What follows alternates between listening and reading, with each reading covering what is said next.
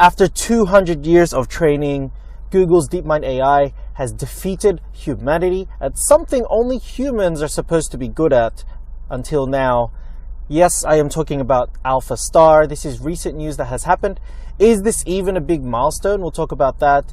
AI engineering, we'll talk about that as well. Yes, there is now a position called Artificial Intelligence Engineer. Stay tuned.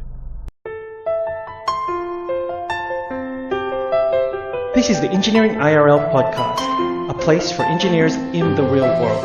We try to break down engineering concepts and figure out how to apply them to real life. Let's become better problem solvers, better engineers. I am your host, Andrew Sario. Let's begin. Today's shoutouts go to Ashley Moore, Raymond Itona, and Andres Arriaga. Thanks for being part of today's show, You the Real MVPs. Hello everyone, and welcome to the Sario Dev Show, Engineering IRL, where I take you through engineering concepts and teach you how to apply them to real life. In today's episode, in today's revision, we get to talk about something pretty cool. Yes, we are talking about Alpha Star. Okay, if you're unfamiliar with what Alpha Star is, you heard it from the intro. It's Google DeepMind AI, playing StarCraft 2. If it sounds familiar, it's because there was a big news headline about AlphaGo. Same program, but it's playing a different game. The game is called Go. And one of the things I did want to cover off in this episode is how big is this milestone, right? I want to drill the idea that an artificial intelligence has defeated humans and professional gamers at a game called StarCraft 2. Okay, so either you're going to be unfamiliar with artificial intelligence and its significance, or you're going to be unfamiliar with StarCraft, or both, or neither. Doesn't matter. I'm going to show you what kind of significance this is, and then let's say if you are familiar with both sides, let's see how I can explain it, because sometimes if you're trying to get that message across, it's a lot more challenging to someone that's unfamiliar with how difficult these things are, with the concepts being so new. You know, I think it's akin to like if you, early days, you explained the internet to someone, right? Before anyone knew the concept of the internet, and your prime example is like, there's a phone book that you can get with that you can see on the computer. They'll be like, well, the computer is twice as heavy. You need a screen and electricity just to see the phone book when I have a phone book. How stupid is that? Right? That's the starting point, and I think that's where we're at with artificial intelligence. We're not thinking about the problems that it does solve.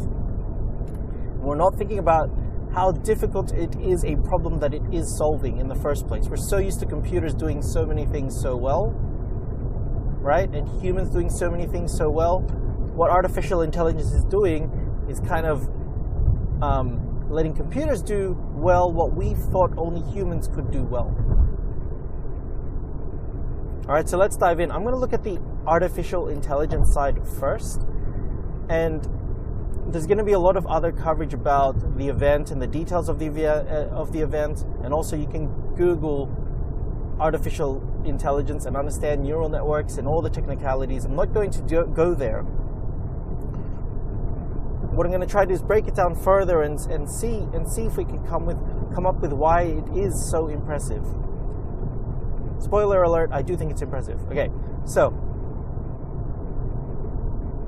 with the artificial intelligence, we've seen computers play games like chess and video games before. You verse the computer, they're called AIs. They're called artificial intelligences. Right? You verse them and you know they work on certain algorithms, and they get certain advantages because they have the whole library of moves, or they get to see all the data input quicker than anyone else, right? So what they do is, because humans can defeat them, they just usually a programmer will program an artificial intelligence to have advantages that a human wouldn't have to keep up with the human, because a human can be creative and abuse, things that an artificial intelligence doesn't know what to do. Now, what this is, those aren't actually AI, okay? Like when you play on the computer, the little chess game, right? You play the chess game and then it's versing you and it's doing all moves, and when you go to the hard mode, it's really difficult. Now, the reason why is because a programmer can pre-program all the steps necessary, all the counters, all the inputs, all the outputs that the computer needs dependent on your moves. It knows ahead of time, and it's given a set of instructions. And it can do those well, okay? What computers do well is follow a set of instructions perfectly every time, all the time, right? Humans can do it up to, well, they'll typically have a 10% chance of error. That's what we do in the engineering world, okay? 10% chance of human error. It doesn't sound like much, but it's a lot, and that's like average, right? So an excellent person at their job, 10% failure rate. Okay? So that's what computers are good at. Now, when you do a move that isn't in the list of instructions for the chess computer player to do, it's completely lost.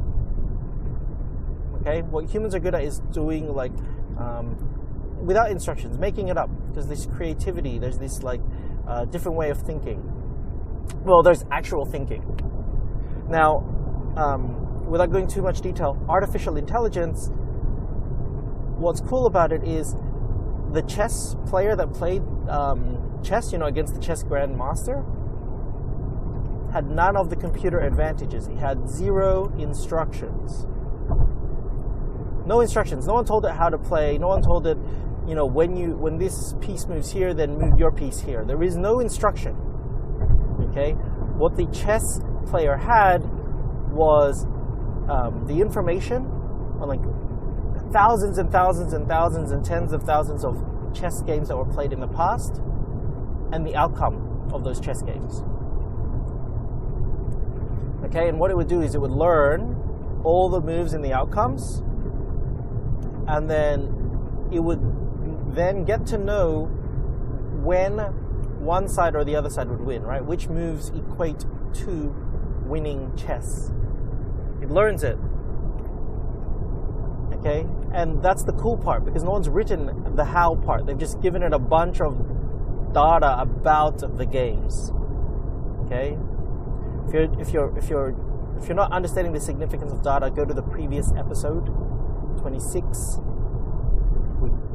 I drill you engineers about databases a little bit and why you should be more familiar with them. Anyway, it just uses a whole bunch of data. Like, imagine just, it's kind of like how we learn concepts, right? If you think about a tree, okay, every single individual tree you look at now, you can recognize and go, that's a tree. But if someone said, draw a tree, one tree, and you could only draw one, you're going to draw an ideal tree, or enough of the concept that someone can understand, and take that picture, take thousands of data of trees and go, okay, that's a tree. Computers can do that now. Scary thought, no one knows how, but they can do it. We know the result. We don't exactly know how it thinks per se. There's details about the neural nets and all that sort of stuff, but at the end of the day, why does it link? Is it just no, it's not just statistics. Anyway, that's beside the point. It can recognize and it can do all of that stuff. Very cool, very cool, very cool. Done. Now here's the thing. It learns based on the data, spams it, and then from there starts to predict, hey, you know what? I know with a 99% or 90% accuracy that this is going to be the result based on the inputs that I see. And that's cool. This is data that we know because it's been tested. So this is like those thousands and thousands of data inputs that games have been already played. Then what they do is they test it. They get maybe a human to play it. And when the human plays it, we see if it's still accurate about who's going to win. Or a live game happens, and as the moves happen, it predicts with whatever percentage who's going to win. And then what gets really crazy about it is what they do is the opponent is another instance of that same player, of the same artificial intelligence. So you got two artificial intelligence with the same set of data and understanding concepts of winning and losing, right? They have a 99% accuracy of determining the winner and loser of chess. Very cool. Then they verse each other, and then they use that data and they feed that back in. Okay, and then they make them verse each other thousands of times or hundreds of times until they get so advanced that the game of chess they're playing is actually pretty cool, is actually very advanced, is actually grandmaster level. You have to understand, this is like when you think of, oh, I'm learning the game of chess. This is why artificial intelligence doing the same thing we do, even though it takes, like, you'll say, you know, I learned to play chess at a grandmaster level in 1,000 games in a year.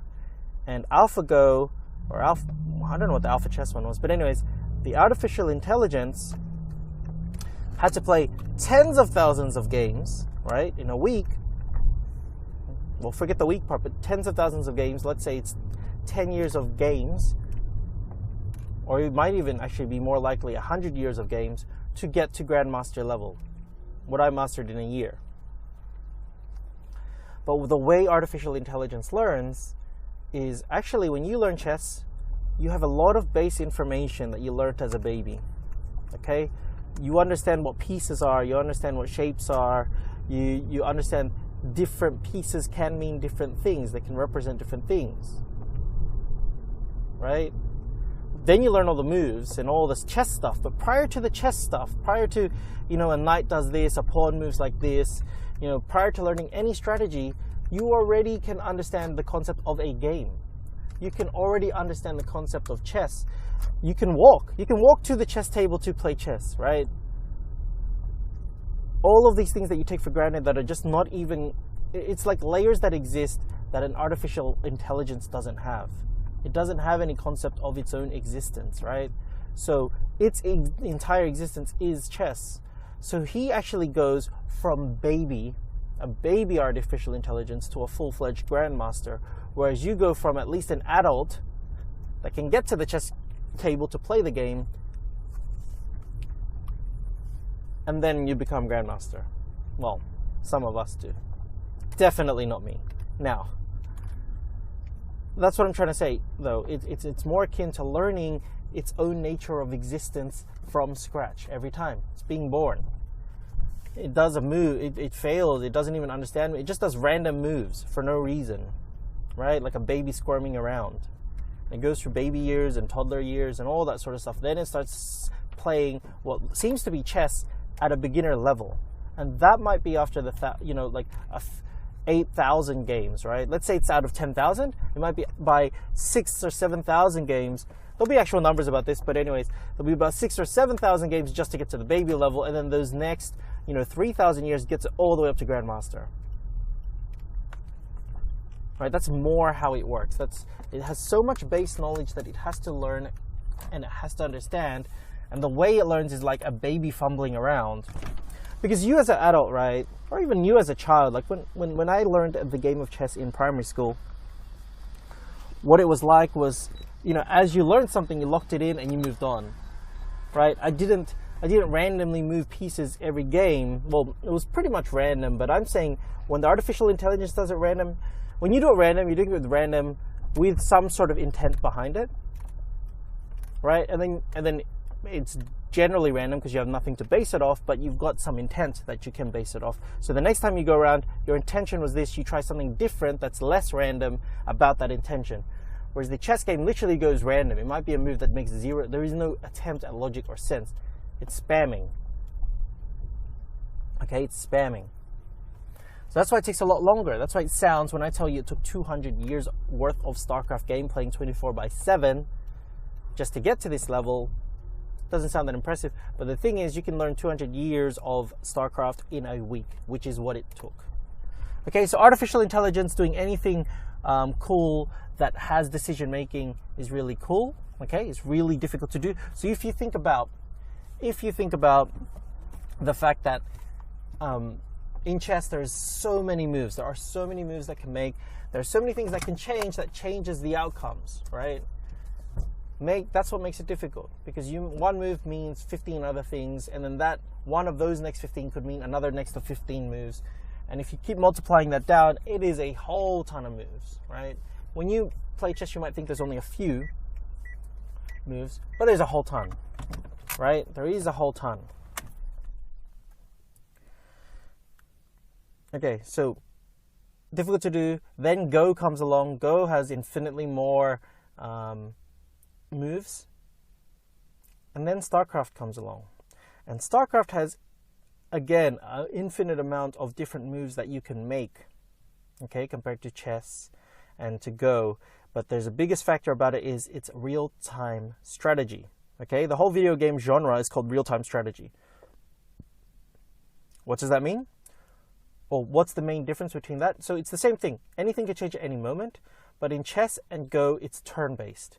I make my move, and that could mean, you know, exponential amount of things. Then you make a move, and that could change the data points exponentially as well. Boom, boom, boom, boom, every move. In StarCraft, between each move, someone could have made 5. You could have made 2. They could have made 10. Something like that. It's active. So the other person, if you blink or you take a breath, the other person could have made 5 moves in that time. It could have all meant different things, or it could mean one thing, okay? And in a video game like StarCraft, what they measure this in is actions per minute, okay? Average professional player can get in that 400 actions per minute kind of speeds. I played StarCraft 2 at a very, very, very, very noob and basic level, okay? And I might be closer to that 50 to 100 actions per minute, okay? I could spam and click like crazy to get to 400 actions per minute, right? But it would be meaningless. I'd just be spam clicking for absolutely no reason, right? The meaningful side might be closer to those lower numbers. So here I am, human that operates at 50 actions to 100 actions per minute. You go all the way to a professional player that can play up to 400 actions per minute with some, high level of accuracy. This is the speed of a professional player, and they're all meaningful clicks. And if you don't, you're not fathoming 400 actions per minute right now. You really aren't, okay? Think of someone a really fast typer, okay? Someone who can type super fast. You just hear this, like the keyboard's going ham. That speed that you can imagine someone typing super fast, like in a courtroom, there's that person that, I don't even know the name of that job, but they type, the transcript at live full-time speed, they're like going ham. That is the speed at which our StarCraft player is moving. They're clicking that many keys. If you haven't seen it, you need to go to, just watch StarCraft, like go to YouTube, search for StarCraft professional play live or something like that, or keyboard. And they show you some of the top pros in the way that they move. Then you watch the screen, and that screen is jumping around everywhere. They've got such huge surface area to cover and information that they need and commands they need to do, because you're doing something pretty crazy in StarCraft. You're doing management of a whole ecosystem, so you need to be building your resources, and then you use those resources to build an army, and then that army you use to fight another army, but you can control the army individual units up to 200 units simultaneously. So it'll be 200 versus 200 army. Each unit will be fighting. If you can control individual units better than the other guy, then you'll defeat the other guy's army of equal size, right? So there's details, and this is what we call micro. And then someone that's a really good macro player is managing their economy to the maximum efficiency. They have to do that at the same time while taking consideration the other person's doing it at the same time while attacking each other over this map. Someone can attack your resources or attack your army directly. There's so many things happening at once, so many things that can change. It is that difficult of a video game. It's one of the top. There's an entire professional league about it. It's the longest standing professional game there is.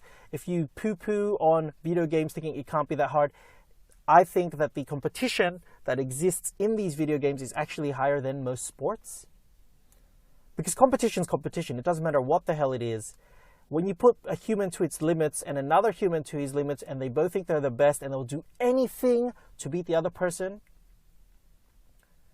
shit gets crazy. They do inhumane stuff. They do professional gamer level things that you as a human can't do. If you watch sports, The argument can't be, oh, you can just play the game yourself. Yeah, then why aren't you playing basketball outside and you're watching the sport? Why aren't you playing soccer right now? You'd rather watch the World Cup. Why? Why is that important? Because there's two parts. There's the culture. Okay, maybe 3 parts. Anyway, there's the culture, right? There's the fact that you want to see the highest level of skill that there is in the game. You want to see the highest level of skill that you can't do. You're basically doing the same actions, but you can't do that at the level that they do. You're seeing something that you can't do, but it's so relevant to you because you can go outside and kick the ball yourself right now, right? You can attempt these things, but to get that accuracy, level, speed, pace, intensity, actually only the professionals do, right? And that's because they get paid a hell of a lot of money for it, and they get paid a hell of a lot of money because a lot of people watch. StarCraft 2 players are millionaires. You have to understand, there's millions at stake in these video games. They've even been boycotted. You can bet on them. This is serious stuff. And if you've seen a StarCraft 2 player, and if you've attempted the game to get to any competent level, and you see the levels that some of these guys reach, it is insane. And the reason is sports, you can only play in certain hours. Your body only lets you play for so long. Then you study film. That's the two things you do. In StarCraft, you can play literally any time. That's the thing. So the competition is higher. The level of skill, the skill ceiling is higher than most sports because there's no physical factor. It's all mental. It is a mental marathon. Okay, some people lose on the mental side. So this is what I'm trying to say. It's super hella difficult to play StarCraft 2. Now, for an artificial intelligence to be a baby and go through the motions and play these professional players, and I'm going to spoiler alert if you haven't seen it, they go 10-0. 10-1. 10-1. Okay, and you can talk about the advantages, disadvantages. Look, they tried to make it as fair a game as possible. The AI was limited to input at the speed at which a human can, so they capped it at about 400 APM to match a professional player at average. And you can watch the APMs live, and it's pretty cool. It's not doing too crazy. You're not just going, oh, it had inhumane this, right? It's playing pretty well. It can only put in certain inputs, and the processing speed from thought, when I say thought, the processing through the neural net to decision to input to the game is approximately 300 milliseconds. I think it's like 3.3, right? No, 330. Anyway, you might go, well, I don't know what that. A human can operate at that, can do that, right? What's your reaction time? Someone throws something at your face. What's your reaction time? It feels close to instantaneous, but really there's a delay. You're in that hundreds of milliseconds time, right? In a second, you can do a whole bunch of reactions. Do it now. Poof. Like 0, 1. That's 1 second. You can react 5 things at that time. So it's fair. I may need to go into a second episode about this because I think it's that cool. If you didn't get nerd chills about this topic, oh, I'm telling you, the production is amazing. I'll leave a link in the description below. It's hella good. If you haven't seen an esports event, this is one that's pretty cool. If you're a nerd, that's pretty cool too. I'm going to touch on AI engineers very briefly here. So AI engineering is now a position that they're trying to create. Some companies are trying to create. And you might think, well, data science, like it's such a new field. What is engineering's scope? It is a little bit of all of artificial intelligence, but it is the ability to implement, build systems around artificial intelligence, run models, do data analysis. It's the whole thing. But you also have to consider that every industry is going to need to take advantage of data and analytics. And a lot of those industries really need engineers because they have to understand the other system at which they are that they are analyzing, that they are working with, that they are doing things for.